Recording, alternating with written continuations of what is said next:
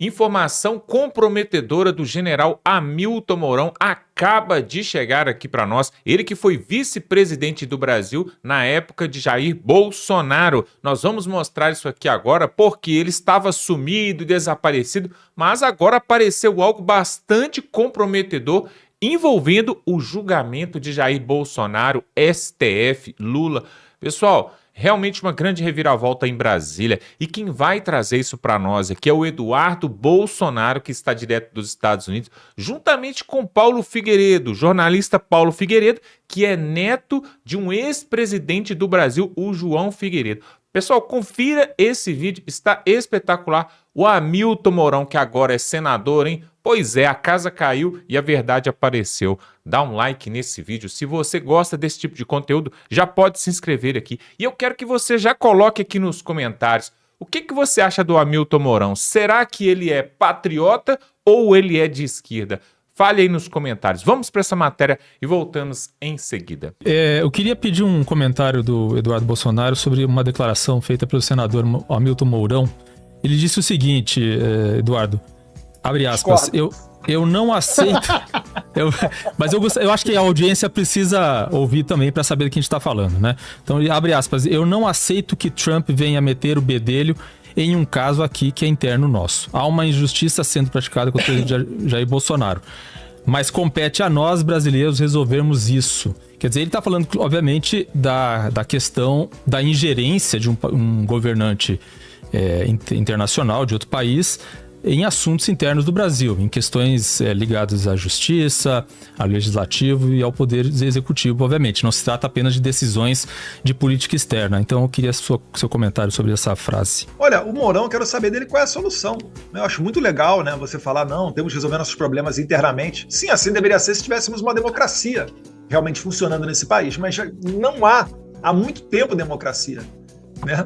O Mourão aí, eu vi essa declaração dele, eu falei, nossa, não vou nem perder meu tempo, que se tivesse um recall, o Mourão certamente não seria senador hoje em dia, né? Ele tem muita explicação a dar para os seus eleitores. A começar no último dia do governo Bolsonaro, onde ele usou a cadeia nacional de televisão para fazer uma declaração e contrapontos contra Jair Bolsonaro. Então o Mourão, ele é uma parte que o sistema adora. Eu tenho certeza que o Alexandre de Moraes agora ele está batendo palmas para o Mourão. E é por isso que eu falo, né, que os eleitores dele devem estar furiosos com o Mourão. E eu discordo dele. Os Estados Unidos estão se protegendo. O Alexandre de Moraes está afetando interesses de empresas americanas, quando ele não deixa elas irem para o Brasil com liberdade. Ele está afetando interesse, né, dos americanos, quando ele invade a jurisdição e expede mandado de prisão contra americanos por tuitar em solo americano. É loucura, né, você não enxergar essa situação e manter essa miopia aí do general Mourão. Eu não sei que tipo de patriotismo que ele segue, né? Que tipo de conceito que ele tem de soberania, mas está claramente deturpado, né? Enfim, posso dar uma sugestão? Que falar sobre o Mourão. Posso dar uma sugestão, Diogo? Pergunta, se você tiver a oportunidade, ao general Mourão se ele encontrou pessoas do governo Biden em 2022 que estavam preocupadas com o questionamento das eleições brasileiras por parte do presidente Bolsonaro.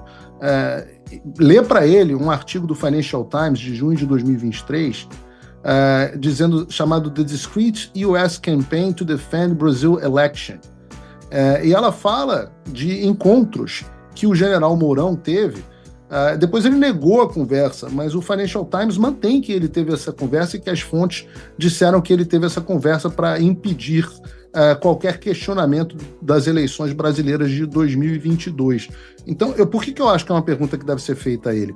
Porque eu acho que ele não se importou muito com o Joe Biden interferindo na democracia brasileira em 2022 para garantir a chegada do Lula no poder. E agora está bastante preocupado com a tarifa do Trump ou com qualquer ação do Donald Trump, justamente para garantir a liberdade de expressão no Brasil. Então, eu acho que é uma pergunta válida a ser feita ao general Mourão. Eu, como jornalista, gostaria de ter a oportunidade de fazê-lo. Figueira Rafa pergunta aqui, ó. Eduardo, por que só está indo para o Vale Tudo depois que a vaca foi pro brejo? Não era melhor ter lutado contra isso com o seu pai Jair Messias Bolsonaro presidente? Mas quem disse que a gente não está lutando desde que ele é presidente? A gente está vendo um processo de deterioração do Brasil e ainda que ele, né, tenha seguido tudo dentro das 4 linhas, olha o que está acontecendo. Eu queria saber dele qual seria a solução a ser adotada. Gente, só para ter bem claro aqui, eu não quero viver no Brasil durante um regime militar. Você imagina o general Mourão presidindo o Brasil. Não, o Paulo Figueiredo até fala muito bem com relação a isso, né? E olha que ele é neto do ditador Figueiredo, né? Então a gente acredita, sim, que a gente tem que seguir a Constituição. A gente não pode fazer igual os nossos inimigos, que ficam rasgando a todo momento, porque senão a Constituição, senão a gente perde a moral da gente chegar ao poder, né? Agora, a gente tem que entender também que, né, a gente tem que pressionar as alavancas corretas. A gente chegou num momento onde hoje já está muito claro, esclarecido para a comunidade internacional, o ponto em que o Brasil está. No passado não era. A gente tem um conteúdo novo hoje, que é o Trump. Eu duvido que, se o Trump fosse presidente, ele teria dado todo o respaldo ao Alexandre de Moraes, enviado dinheiro da USAID, feito parcerias no TSE, mandado o FBI dar aula, né, para outras pessoas com relação a como combater a chamada desinformação, se o Trump fosse presidente dos Estados Unidos. Mas agora ele é. Agora você não tem somente a maioria de republicanos na Câmara dos Deputados, mas também no Senado. Então agora a gente tem a possibilidade de lutar com essas armas que você está dizendo ser, né? O momento em que a vaca foi para o prédio. Graças a Deus, a gente tem a possibilidade de acionar essas alavancas. Porque se a Kamala Harris tivesse sido eleita, esqueça, né? A gente estaria aí navegando com força a favor de uma Venezuela, porque o dinheiro da USAID estaria jorrando ainda, né? A doutrinação de jornalistas que ocorreu no passado, você pode ver, né? A própria decisão do STF falando da nova regulamentação das Big Tech não foi uma ideia do Alexandre de Moraes. O Paulo Figueiredo me ajuda aí, como é que é o nome da instituição lá norte-americana? Pointer Institute. O Instituto Pointer e a International Fact Checking com o Alexandre de Moraes antes... Que são financiadas pelo mesmo mecenas que financiou o Intercept, a fundação do Intercept, um bilionário americano chamado Pierre Omidyar. O Demori conhece bem essa história. Que veio como ele financiou o Intercept. Ele também financiou a International Fact Checking Network, a Agência Internacional de Checadores de Fatos, e o Pointer Institute, que são basicamente os arquitetos da censura do modelo moderno de censura de rede social no Brasil. Isso, e como o mundo é complexo, foi um dos sócios do Peter Thiel, fundador do PayPal, que hoje apoia o Donald Trump. Então, só para deixar a coisa mais completa.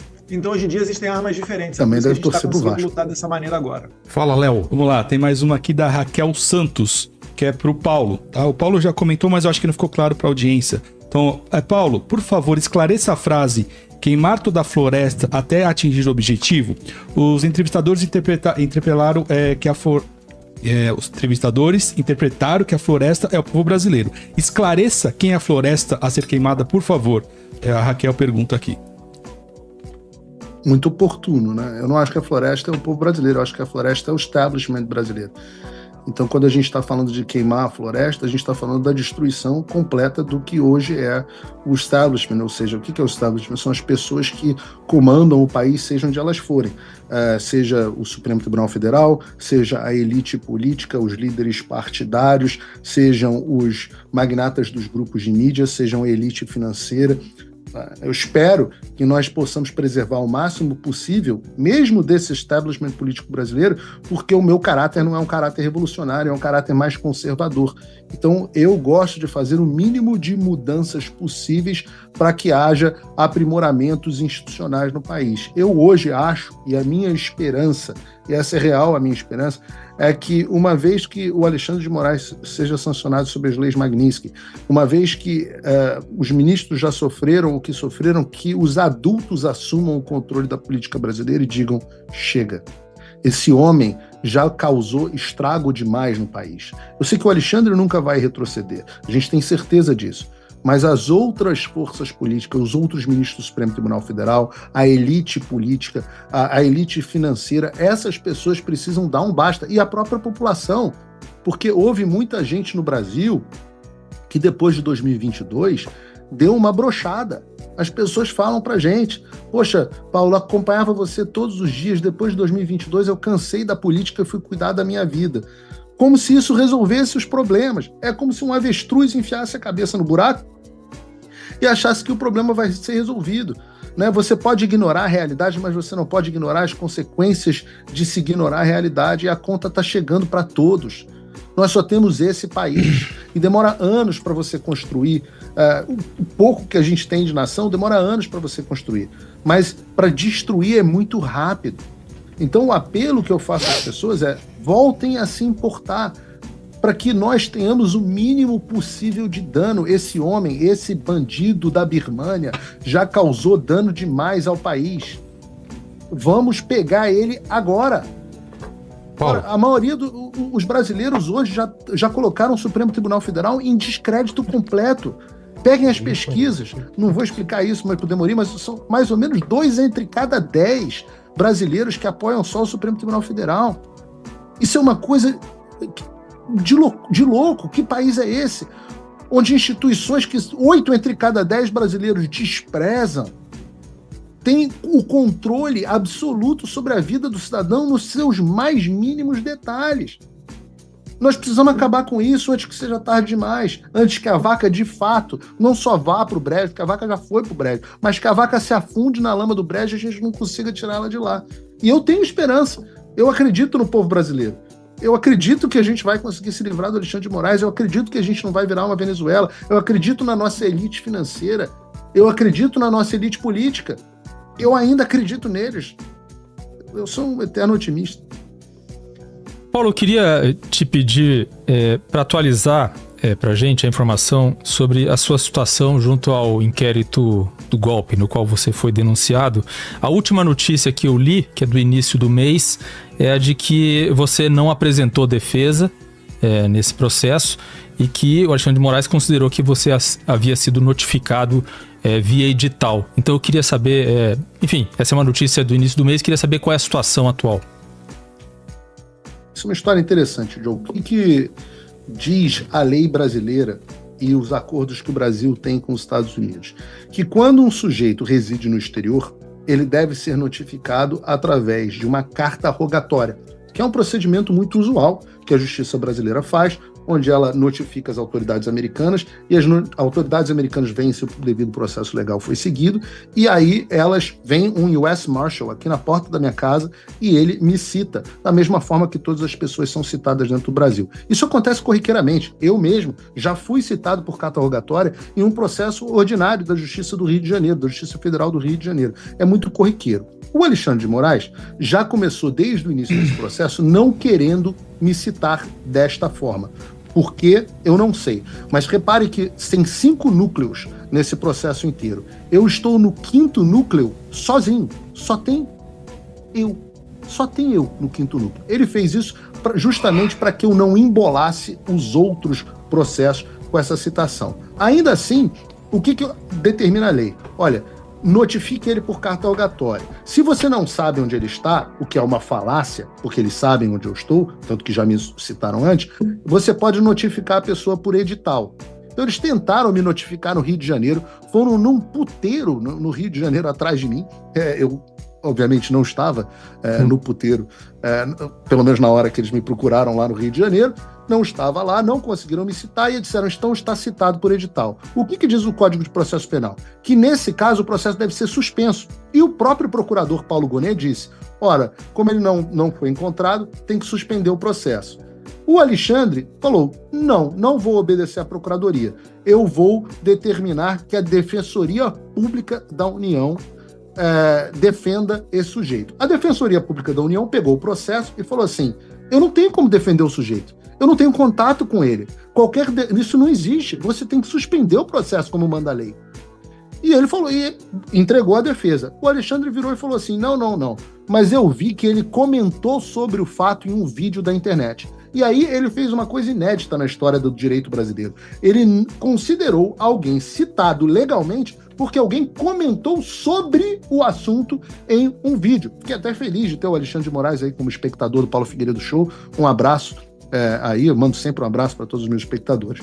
Mas me citou por vídeo. Mandou de novo a Defensoria Pública da União me defender. A Defensoria Pública da União voltou a dizer, eu não tenho como defender um sujeito que eu não tenho contato, isso é ilegal, isso é uma violação do devido processo legal. E agora eu serei o primeiro julgado dessa história à revelia. Porque eu não vou me autocitar, eu vou obrigar o Alexandre a me citar na forma da lei, e ele tentou me intimidar de todas as formas, vou deixar que ele me julgue a revelia, e o que acontece com o processo que é julgado a revelia? Ele é natimorto, ele é um processo que não vale em lugar nenhum do mundo. Então ele é um processo que não vai ter efeitos para minha extradição, porque nenhum país do mundo extradita alguém que não teve sequer a defesa de citação, ele é um processo que não é aceito na Interpol, para efeitos de difusão vermelha, e ele é um processo que, fora do Xandaquistão, que é o protetorado do Alexandre, ele não tem efeito nenhum. Minha esperança de voltar para o Brasil é quando esse regime cair e quando a ordem democrática for restabelecida, esse processo será automaticamente anulado. Mas eu sou bem informado, Alexandre. Você sabe que eu não sou igual outros aí comentaristas da direita que falam coisas que não sabem depois.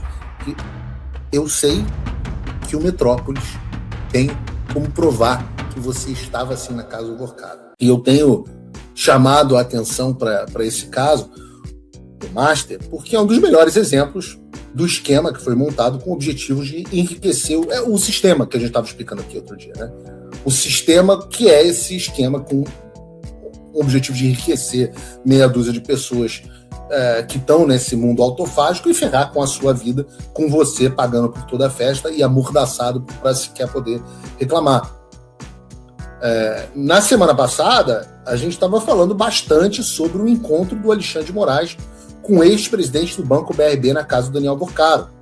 Foi um escândalo absolutamente enorme, porque o Vorcaro recebeu o Alexandre em diversas outras oportunidades e, ao mesmo tempo, firmou um contrato com a Viviane de Moraes, a mulher do Alexandre, um contrato de 129 milhões de reais.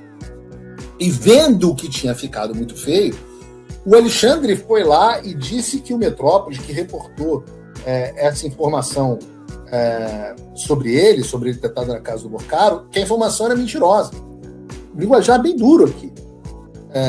Diz o Alexandre, a matéria do portal Metrópole, ele que falou Metrópole, mas é Metrópolis, sobre uma suposta reunião do ministro Alexandre de Moraes, acompanhado por um assessor com o então presidente do BRB, Paulo Henrique Costa, em um fim de semana do primeiro semestre de 2025, na casa do Daniel Vorcaro, é falsa e mentirosa.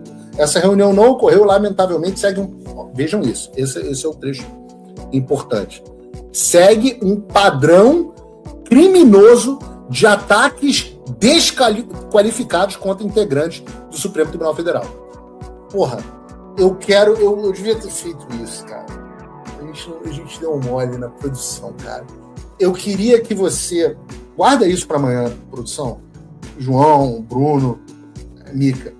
Peguem a minha entrevista com a Andresa Matais, que eu acho que foi quem publicou isso, onde eu digo para a Andresa Matais que eu estou defendendo ela. Se eu não me engano, eu disse isso na entrevista do Metrópolis.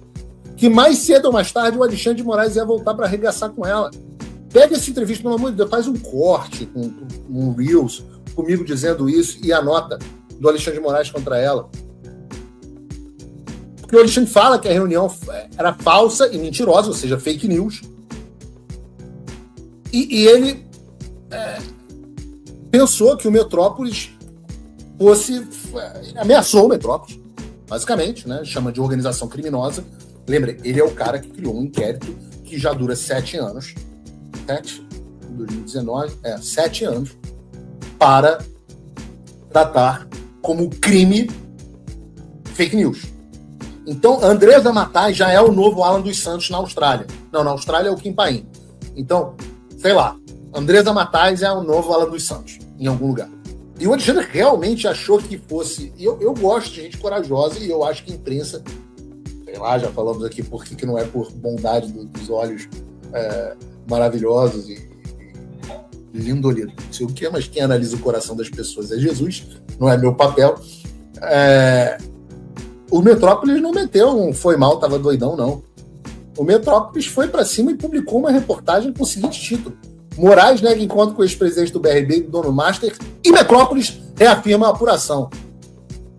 Em vez de falar que estavam doidões, a coluna da Andresa Matais reafirmou que o Metrópolis tem relator que confirma tanto a ida do Alexandre Caso Vorcaro para a reunião, com o presidente do BRB, quanto a ida dele para acompanhar as eleições americanas em 2024. Eu imagino, inclusive, foi a maior audiência disparada do Brasil, foi via Paulo Figueiredo Show.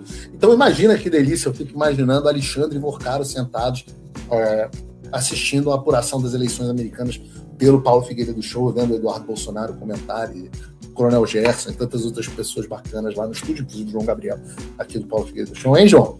Imagina que coisa, que prazer que deve ter sido. A gente pode fantasiar o que a gente quiser, né? Mas o engraçado é que o Alexandre não brigou depois com a apuração do Metrópolis. Se ele não teve na casa do Vorcaro, e o Metrópolis não teve como provar que ele teve, então deveria ser fácil para o Alexandre mostrar que o Metrópolis mentiu. Uma das formas de mostrar, inclusive, é a geolocalização do celular. Qualquer um numa CPI pode verificar se o Alexandre estava, por triangulação, ali na casa do Vorcaro. Cadê a CPI? Não vai investigar um troço desse? O Alexandre não pode mostrar publicamente, né? Aquela história da mulher de César parecia honesta. Cara, se é assim, eu falo assim, Paulo Figueiredo, você estava na casa do Vorcaro um dia tal. Eu viro para você e falo assim, não, cara, olha aqui onde é que eu estava. Nunca fui na casa do Vorcaro. E eu vou dizer para vocês por que o Alexandre não falou. Porque ele sabe que o Metrópolis tem como provar que ele estava lá. E o Metrópolis tem como provar.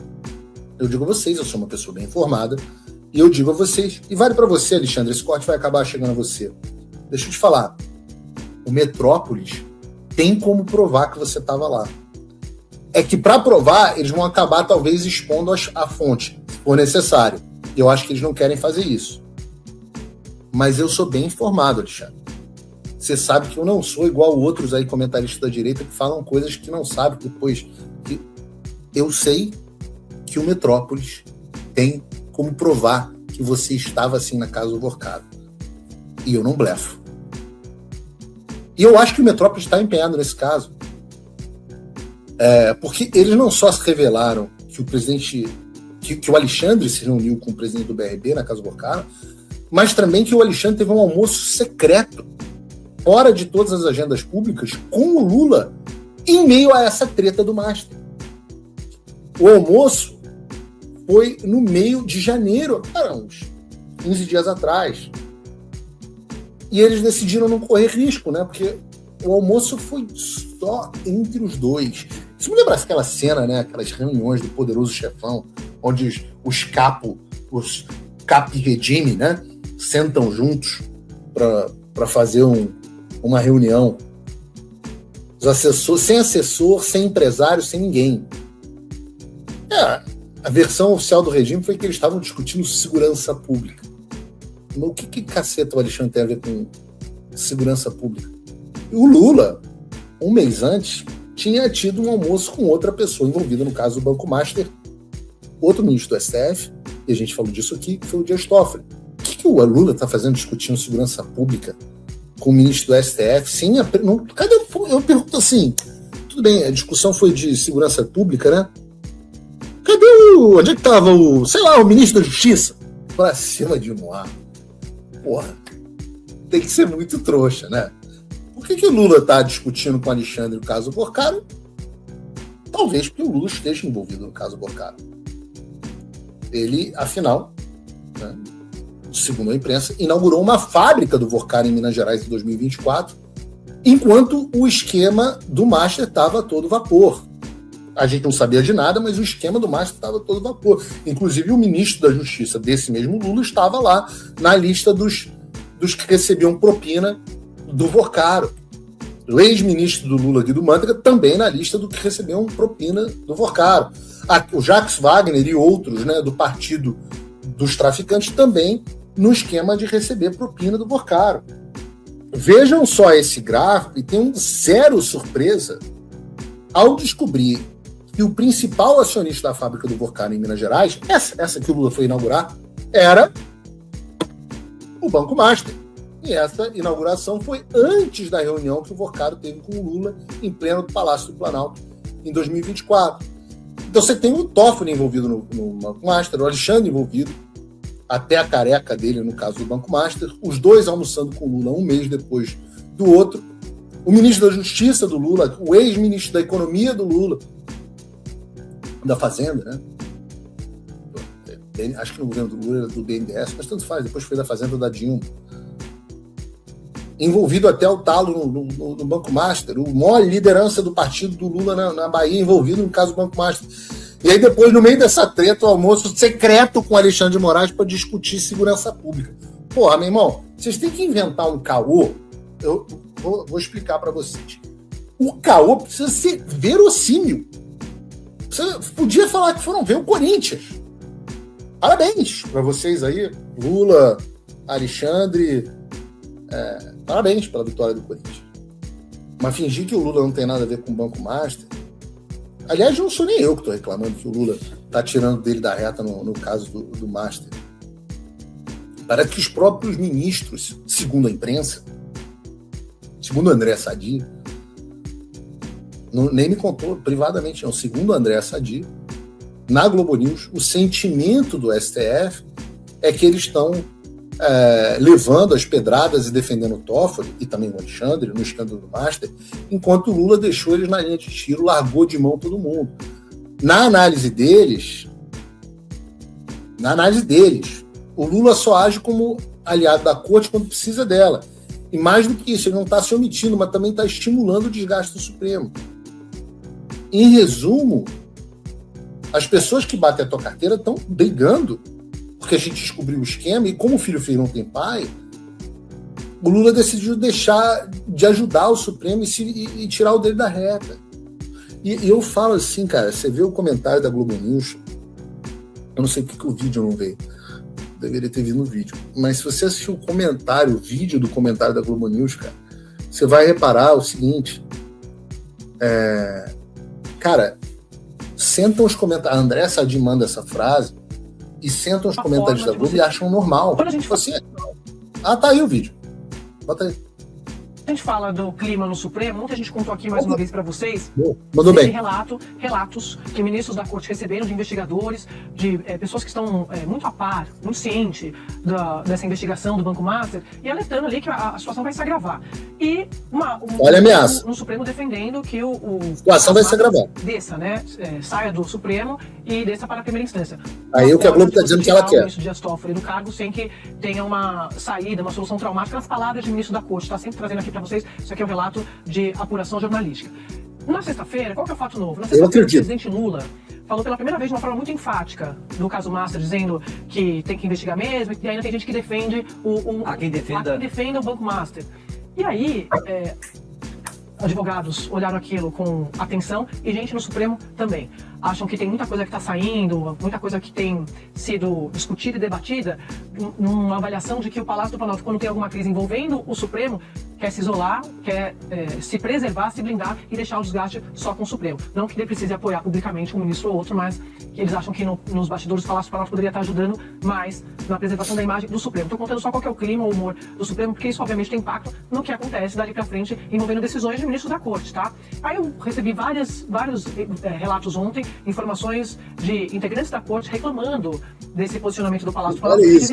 Quando o governo precisa do Supremo, o governo aciona o Supremo, tanto é que isso é tão verdade que a gente fala que o tempo todo o governo não tem base no Congresso e sabe que se recorrer ao Supremo vai acabar levando em diversas matérias, tá? Isso já era uma queixa antiga de ministros da Corte, seja em matérias econômicas, matérias políticas também, mas principalmente nas matérias econômicas, porque eles dizem, acaba tudo pra gente tendo que resolver, depois reclamam de ativismo judicial, eles não conseguem fazer base.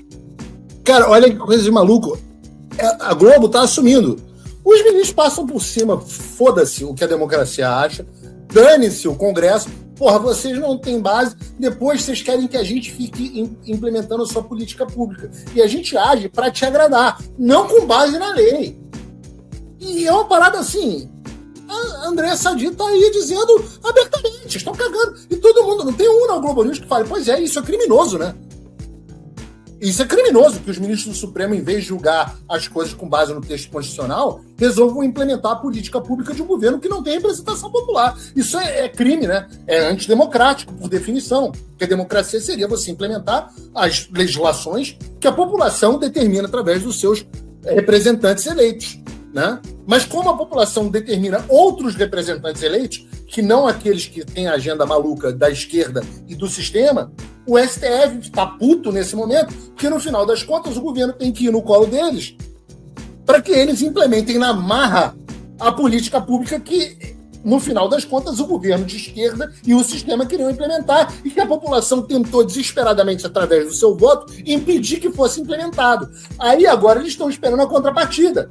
Então é o seguinte, não, porra, agora a gente quer fazer os nossos esquemas e quer que você nos defenda. Veja, os mafiosos, eles nem escondem mais. E não tem um puto de um comentarista na Globo News, e é por isso que acabaram com a Jovem Pan, que eu ia estar falando isso no ar na televisão. É por isso que acabaram com a Jovem Pan, é por isso que não tem um cara como eu na Globo News que ia virar e falar: André, você percebe que o que você está citando é uma atividade criminosa? E que os autores deveriam estar presos? Mas não tem. O clima é de normalidade. Aqui é nosso. Só que quando tem alguma crise envolvendo o Supremo, o Palácio não é com a gente. Então, esses ministros, e aí eu vou deixar eu vou contextualizar, esses ministros que defendem o Dias Toffoli estão reclamando da... Que ela já falou, que são Toffoli, Gilmar e Alexandre. Situação do presidente Lula nessa crise toda, que eu já não chamo mais de caso Márcio, chamo de caso Toffoli. Virou caso Toffoli. Então, só para deixar essa informação aqui, Valdo. O foco da Globo é o Toffoli por motivos que talvez nos escapem. Porque não é o caso do Toffoli. É o caso que tem propina para o Lewandowski, ex-ministro do STF e ministro da Justiça. É caso que tem propina para o Guido Mantega. É caso que tem propina para o Toffoli. É caso que tem propina, certamente, a maior delas, até agora, para o Alexandre de Moraes. Então não é caso do Toffoli, é meu ovo. Caso do Toffoli é meu ovo. É caso do cara que se reúne clandestinamente com o Lula. É caso que tem atividade esquisita do Banco Central. Não é Toffoli. É o caso sistema. É o propinão do sistema. Pois é, você sabe o que eu acho sobre essa história toda? Do Banco Master, do Daniel Vorcaro, do Dias Toffoli, dos parentes do Dias Toffoli, do resort, dos 130 milhões ali pro escritório da esposa do Moraes e até mesmo dos 300 milhões envolvendo agora o nome de Lula. Essa é a última notícia que temos. Da pensão ali, né? A mesada pro Lulinha, né? O filho do Lula e várias outras coisas mais. Sabe o que eu penso de tudo isso, pessoal? Mesmo com a CPI que está sendo aberta agora ali no Senado Federal para averiguar, para investigar tudo isso, pessoal, cá para nós, isso tudo vai terminar em pizza. E isso tudo vai terminar em pizza. Sabe por que eu estou falando isso? Você conhece o país que você mora? Você sabe o que aconteceu? Vamos olhar o histórico para trás, pessoal. Olha só. Acabou aí agora esse... Nem terminou ainda, está acontecendo, né? A CPMI do INSS. Pois é, qual cabeça grande que eles prenderam? Qual homem forte ali de Brasília que eles prenderam? Nenhum. O irmão do Lula, o próprio irmão do Lula que estava envolvido ali com aqueles sindicatos, né? Que desviava milhões e milhões, continua do mesmo jeito. Olha só, vamos voltar um pouquinho mais. Mensalão, Petrolão, Arrozão... Todos esses rombos que aconteceram no Brasil, sabe o que eles fizeram com a Lava Jato? Acabaram com a Lava Jato. O Lula foi preso, 5 processos, 3 instâncias, descondenaram. Ou seja, a gente começa a desacreditar totalmente da justiça desse Brasil. Aliás, calma, a justiça ela só vai em cima da direita.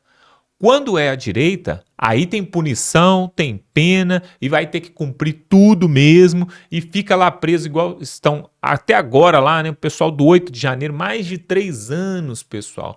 Imagina você quebrar uma vidraça e ficar 3 anos preso. Vou falar aqui, pessoal, tem pessoas por aí que às vezes é réu primário, não foi pego no crime e às vezes até tirou a vida de uma pessoa. Não fica 3 anos. Agora o cidadão está preso lá, tem 3 anos que quebrou uma vidraça. Outros não quebraram nada, só estavam ali presentes. Estão presos até agora.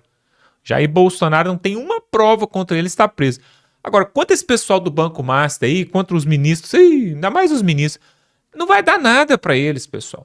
No final da história, o escritório lá da Viviane Bassi vai ficar com 130 milhões. No final da história, esse tal de Daniel Vorcaro vai sair do Brasil. Daqui a pouco eles vão liberar ele, vai dar o passaporte para ele, ele vai sair do Brasil, vai viver luxuosamente como ele tem seu dinheiro, possivelmente, né, espalhado em paraísos fiscais. Essa é a verdade do Brasil. Agora, se você quer ouvir uma outra historinha, quer ouvir uma mentira, a gente pode falar, não, os ministros vão ser impeachmentados por causa dessa vergonha. Não, eles vão devolver todo o dinheiro para os cofres públicos e para os velhinhos que foram roubados. Essa é uma mentira. Você sabe disso porque, historicamente olhando no Brasil, os outros rombos, os outros escândalos, propinas, dinheiro na cueca, tudo que aconteceu, ficou tudo por isso mesmo. Os irmãos batistas, né, ali da JBS, maior produtora de proteína do planeta, até pouco tempo atrás aí, eles estavam comprando mais empresas, inclusive compraram uma empresa lá no Amazonas, uma empresa que estava destruída, e aí o governo deu uma martelada lá, o STF ajudou daqui e dali, eles levantaram a empresa hoje vale milhões. Tudo por causa de informações que eles obtiveram. Sabe o que os irmãos batistas tinham também? Poços de petróleo na Venezuela. Se não fosse o Donald Trump entrar lá e capturar os poços de petróleo, até hoje o Joesley Batista era dono de poço de petróleo na Venezuela. Ou seja, pessoal, esse país não é um país de pessoas sérias. Se fosse mesmo essa companheirada toda que está envolvida aí com essa confusão do Banco Master, deveria ser presa na hora. Você vê bem, a Polícia Federal, preste atenção, pessoal, preste atenção, a Polícia Federal desse país não pôde fazer o seu trabalho. Olha só, eles fizeram ali busca e apreensão em não sei quantos endereços e tal, e capturaram celulares, computadores, documentos, né? Quebraram sigilos telemáticos e telefônicos, fizeram tudo ali nessa operação do Banco Master ali e tal. O que aconteceu? No mesmo dia, o Dias Toffoli vai e pega, não, manda tudo aqui pro meu gabinete, pro meu escritório. Não, vocês não vão analisar nada não, eu que vou ver quem que vai analisar, manda pra cá. Não deixou a Polícia Federal fazer o trabalho. Depois ele viu que ficou feio, pegou o material, mandou pra PGR, falou assim, ó, o Paulo Gonet, que é indicado do Lula, que sabe de tudo desse rolo aí que tá acontecendo, resolve aí, mandou pra PGR. Aí o Paulo Gonet falou assim, isso aqui não é da minha conta não me ponha nessa história não. Devolveu de novo para o Dias Toffoli. Aí uma parte desses documentos ele deixou a Polícia Federal olhar, só que a outra parte não deixou. Ou seja, pessoal, a Polícia Federal desse país aqui que nós estamos não pode nem fazer o seu trabalho. Calma, não pode fazer o trabalho quando envolve pessoas do sistema, quando envolve pessoas da esquerda. Agora, quando envolve bolsonaristas, né, a extrema-direita, quando envolve os prisioneiros políticos ali do 8 de janeiro, aí a Polícia Federal pode prender, pode botar processo, coloca a tornozeleira, coloca policial andando na cola, manda pro Chilindró, aí manda. Agora, quando é do lado de cá, não acontece. É por isso que o Fux, ministro Fux, falou durante o julgamento do Jair Bolsonaro que neste país nós temos a Suprema Corte mais parcial do mundo. Tem um ranking, né, de mais de quase 200 países estão ranqueados ali, mostrando qual a Suprema Corte, né, qual os ministros da Suprema Corte daqueles países são mais parciais, tendem mais para um lado que para o outro e mais se intrometem e entram na vida pública e política de um país.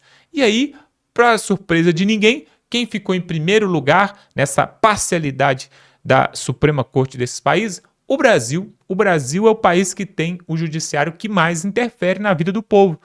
E quem ficou logo em segundo? Venezuela. Olha que coincidência, como esse mundo é pequeno, não é mesmo?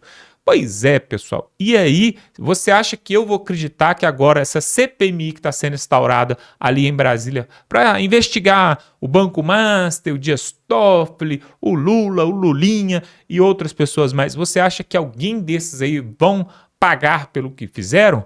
Nada disso, pessoal. Nem o próprio Vorcaro.